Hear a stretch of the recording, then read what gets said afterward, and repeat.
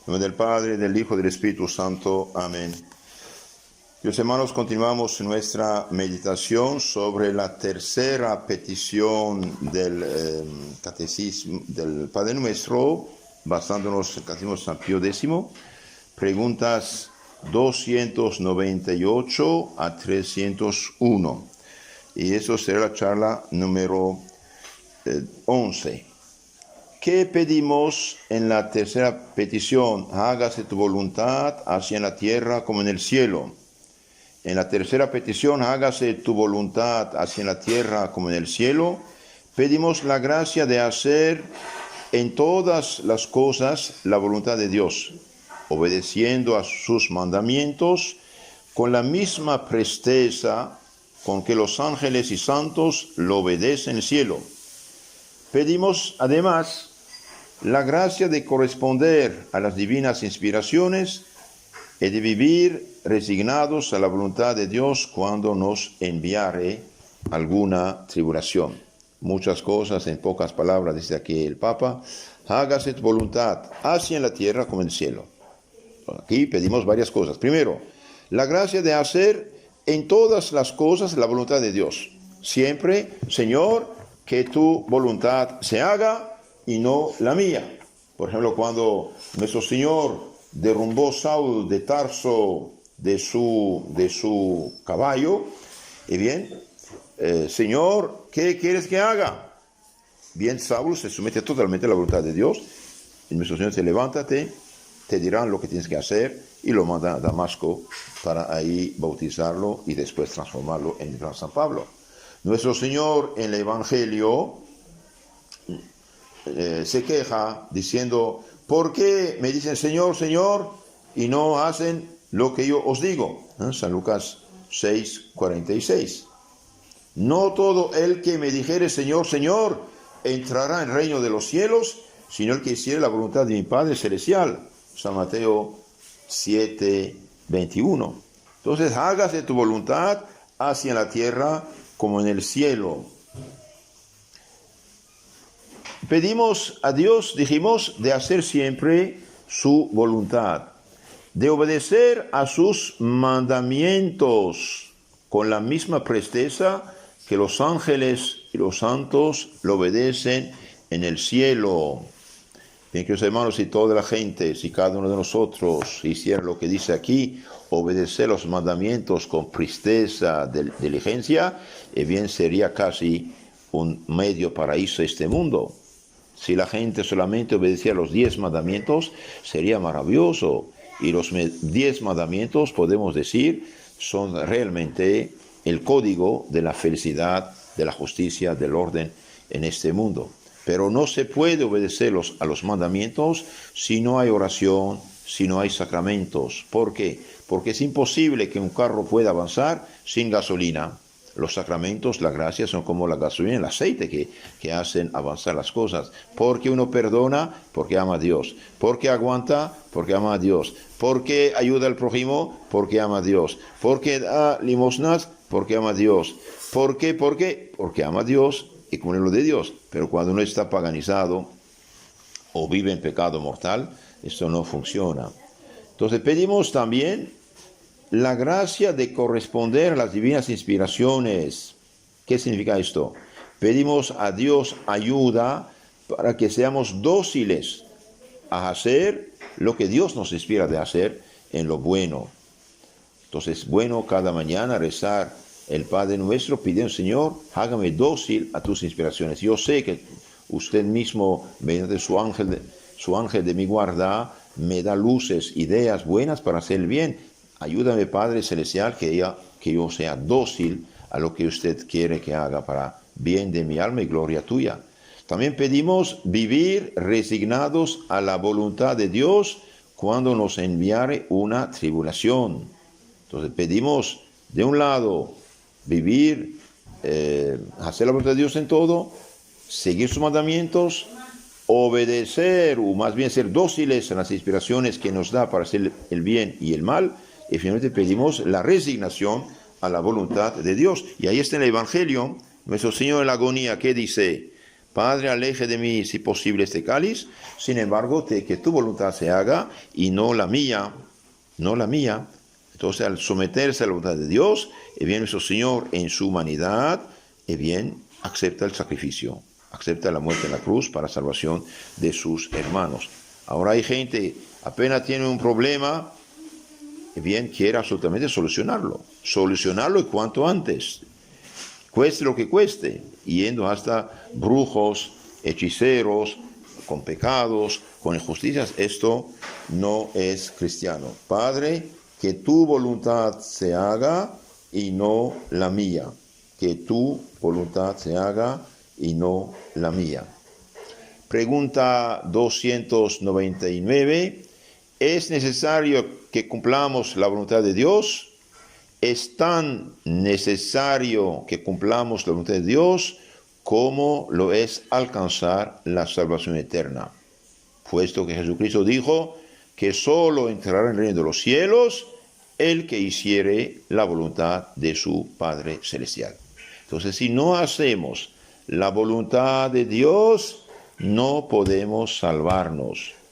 La voluntad de Dios es que obedecemos a sus mandamientos. Obedecer sus mandamientos. El que no cumple con los mandamientos de Dios no puede salvarse. Y para cumplir con los mandamientos de Dios hace falta la oración, la confesión, la comunión, los santos sacramentos dignamente recibidos.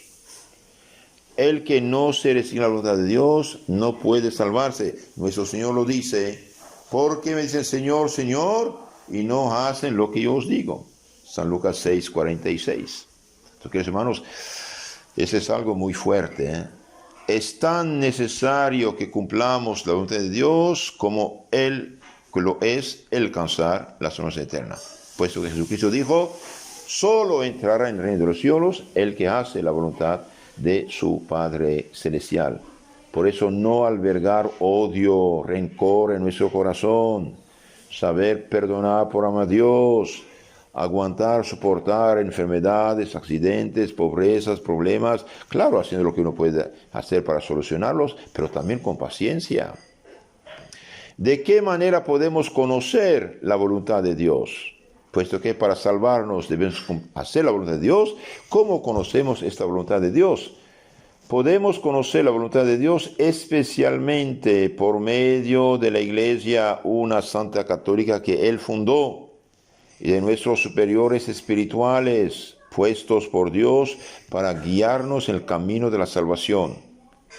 También podemos conocer la voluntad de Dios por las divinas inspiraciones que el Espíritu Santo de Dios nos da y por las circunstancias en que el Señor nos ha colocado. Es muy rica esta respuesta y un poco delicada. Podemos conocer la voluntad de Dios especialmente por medio de la Iglesia, claro que sí. ¿Y dónde está la voluntad de Dios manifestada mediante la Iglesia? En el credo, en los catecismos, en la doctrina promulgada por los concilios dogmáticos, por los papas, por los grandes doctores de la Santa Iglesia. Por lo tanto, en la medida que seguimos fielmente la doctrina de todos los siglos y todos los santos y papas, estamos seguros de cumplir. Si un teólogo viene a decir, por ejemplo, que no hay infierno, bien, eso no es voluntad de Dios. Hay infierno, Dios habla del infierno, y esto no representa a la Iglesia. En la medida que un teólogo viene a decir cosas contrarias a lo que siempre la Iglesia enseñó en su credo y en su doctrina y en sus catecismos, bien, no es la Iglesia. Entonces, la doctrina cristiana, comunicada por todos los santos y papas de 2000 años, ahí está y no puede cambiar. Digo esto porque hay confusión actualmente. Hace poco el general de los jesuitas negaba la existencia del demonio. Es bien que asiste un exorcismo, vamos a ver. Pobre de él, ¿no? Entonces podemos conocer la voluntad de Dios, dijimos, mediante la Iglesia, nuestros superiores espirituales, siempre y cuando que nos digan algo que no contradiga la palabra de Dios, ni la doctrina de la Iglesia, claro. Y guiarnos por el camino de la salvación. Ellos están guiándonos por cómo de resurrección los superiores, y darán cuentas de las almas. Un obispo, por ejemplo, un párroco, un sacerdote que no hace lo que tiene que hacer, y bien dará cuenta a Dios de su administración. No olvidemos también, como ya lo dije, Ario era sacerdote y fabricó la herejía del arianismo que perturbó la Iglesia Católica de 318 a 381. Nestorio era arzobispo de Constantinopla, perturbó la Iglesia Católica por su herejía al negar la maternidad divina de María y fue condenado en el concilio de Éfeso en 431. Lutero era sacerdote y monje, profesor de Biblia, perturbó la Iglesia. Estamos sufriendo las consecuencias de la apostasía actual debido a Lutero y a los malos sacerdotes que lo siguieron. Entonces, actualmente hay no rechazar para nada ni la Iglesia ni el autor de la Iglesia, pero en medida que un teólogo, un filósofo, un predicador enseña un catecismo como el de Holanda de los años 70, 80, es hereje, bien, que vaya donde tiene que irse, no, eso no es católico. También podemos conocer, dijimos, la voluntad de Dios por las inspiraciones y por las circunstancias que el Señor nos ha colocado. Bueno, cuando algo viene a la mente y concuerda con la palabra de Dios, la enseñanza de la Iglesia, bien viene de Dios, pero si contradice, ya no, eso también cuidado. Y las circunstancias, queridos hermanos, estamos en tiempos apocalípticos, no podemos negarlo. Estamos en la apostasía, es un hecho. Estamos en el reino de la confusión. Los mismos últimos papas reconocieron. Europa está en apostasía, dice silenciosa, decía el Papa Juan Pablo II en su encíclica La Iglesia en Europa. Y es verdad. El mismo Papa dijo, se han sembrado a manos llenas verdaderas y propias herejías en el campo dogmático y moral. Es verdad. Pablo VI dijo, el humo de Satanás penetró por una rendija en la Iglesia. Es verdad, y muchas otras cosas. Entonces la gente hoy está angustiada, quiere solucionar todos esos problemas. No podemos solucionarlo. Lo solucionamos en la medida que vivimos cristianamente, nos santificamos, hacemos penitencia, seguimos la doctrina segura de la Iglesia y paciencia. Los que quieren solucionar todo, bien, no pueden solucionarlo. Pero al santificarse y hacer penitencia, sí colaboran en la solución.